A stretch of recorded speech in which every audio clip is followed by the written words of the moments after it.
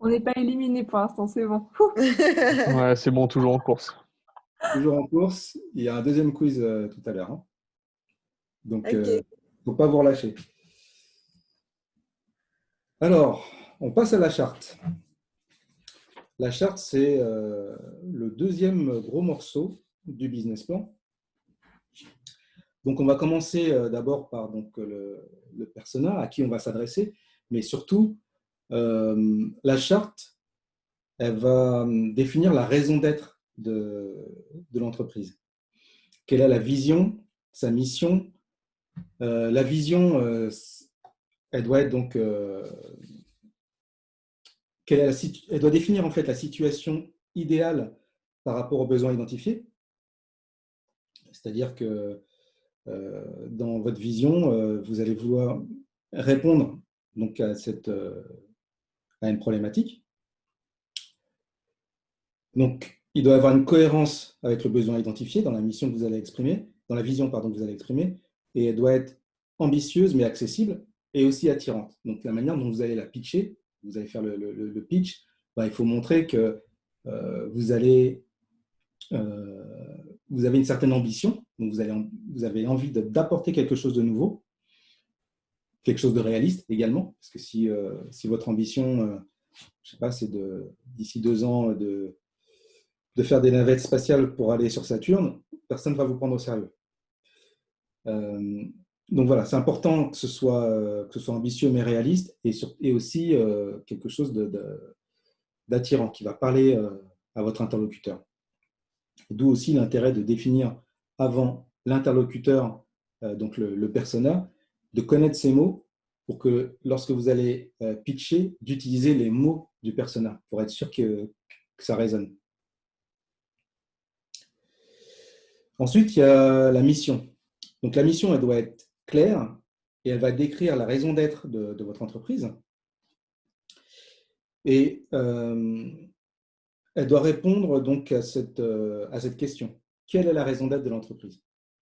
Elle va décrire donc une certaine réalité. Elle va refléter vos valeurs, donc les valeurs de l'entreprise que vous allez mettre en place. Elle doit être intemporelle et à contexte équivalent. Et elle doit être précise. Par exemple, la mission d'Apple, c'est d'apporter une expérience utilisateur hors norme avec tous leurs produits. Voilà, que les utilisateurs, quand ils aient un produit Apple entre les mains ou un logiciel Apple devant eux, bah, qu'ils aient une super expérience utilisateur.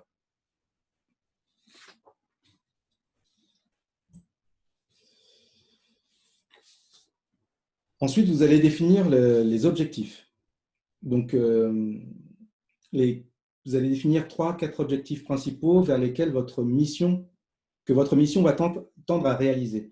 Ça veut dire quoi? Ça veut dire les bénéfices que vous allez apporter à vos bénéficiaires, aux clients. Et donc pour ça, vous allez définir donc les objectifs qui sont les principales actions que l'entreprise va conduire. Et ces actions, elles vont être mesurables. Est-ce que ce que je dis est clair pour tout le monde? Ah ouais, c'est bon. Okay. Les indicateurs, quoi, tu parles de ça? Oui, oui. Il faut, en fait, c'est important dans une entreprise exactement de poser les bons indicateurs pour pouvoir mesurer l'impact réel.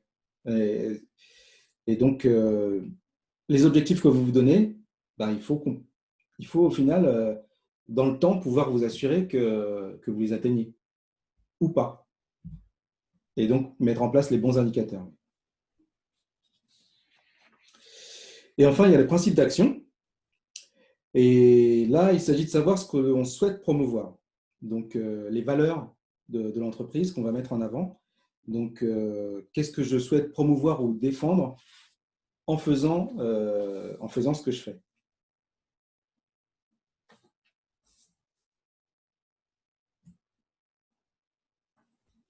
Du coup, j'ai une petite question là pour en revenir à la charte.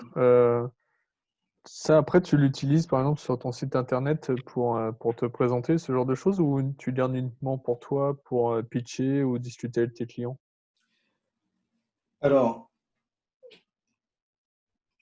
le business plan serait, en gros, c'est le cahier des charges de ton entreprise, si je peux le dire comme ça. C'est le cahier des charges qui va dire, ça va expliquer ce que tu vas faire, pourquoi tu le fais, comment tu le fais. Euh, alors, sans rentrer forcément dans les détails des process que tu vas mettre en place dans ton entreprise, mais ça va déjà apporter un certain nombre de données sur ton plan, comment tu vois l'évolution de ton entreprise d'un point de vue financier, d'un point de vue voilà, de certains volumes déjà, sur voilà, ce que tu veux faire, l'éthique que tu veux emmener, qui tu veux toucher, et ainsi de suite. Et, et forcément, tu vas récupérer énormément de données, tu vas faire beaucoup de collecte d'informations. Ces informations, il faut que tu les mettes en avant. Euh, ton pitch, bah, ton pitch, il va évoluer au fur et à mesure de ton étude. Tu vas le baser sur ce que tu veux faire, ce que tu veux apporter et les mots et les ressentis des bénéficiaires et clients à qui tu vas t'adresser. Et ton pitch, bah, tu vas également le diffuser sur ton site, dans tes pubs. Enfin, c'est ta façon de te présenter. Donc, toute l'information que tu vas récolter dans ton business plan, elle va te servir, ça va être une base, ça va être une, une base documentaire pour toute ta communication dans ton entreprise et en dehors de ton entreprise. Ça répond à ta question? Ah ouais, c'est bon. Alors maintenant, les études. La première étude dont on va parler, c'est l'étude de marché.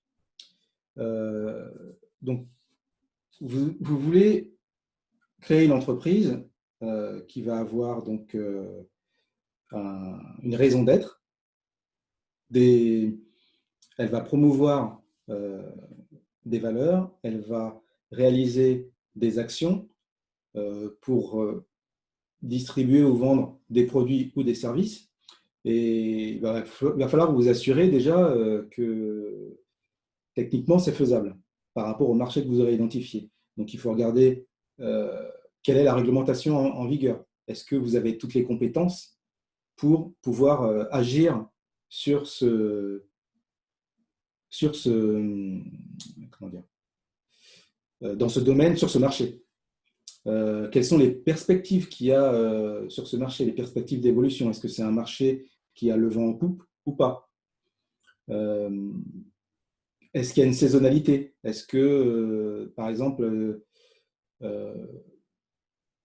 si votre business est basé sur une production de fruits, est-ce que, quel sera l'impact, quel sera votre business model pour pouvoir travailler dans votre entreprise toute l'année ou une partie de l'année?